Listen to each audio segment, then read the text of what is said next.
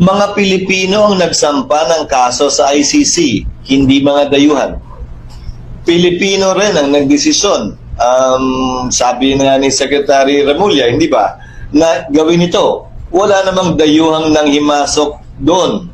Wala namang pending na kaso dito laban kay dating Pangulong Duterte para sabihin mong tinanggalan natin ng jurisdiction yung Pilipinong huwes na magpasya sa kasong ito at pinasa natin sa dayuhan. Dahil nga walang pending case. Ironically, if you go by comparison, sa kaso naman ni Congressman Teves, may kasong pending dito. Kinukuha natin siya mula sa Timor-Leste para harapin yung kaso dito.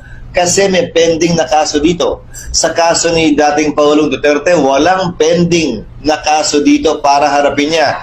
At yun ang piniling venue ng mga biktima at nagrereklamo para makakuha sila ng hustisya. So, wala akong nakikitang pag-agaw, ika nga, ng jurisdiksyon ng korte sa Pilipinas kaugnay sa isyu at bagay na ito.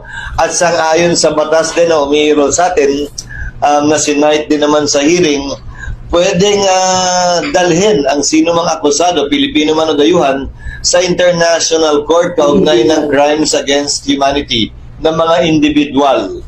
Yan ay batas pa rin na umiiral sa ating bansa. Lalo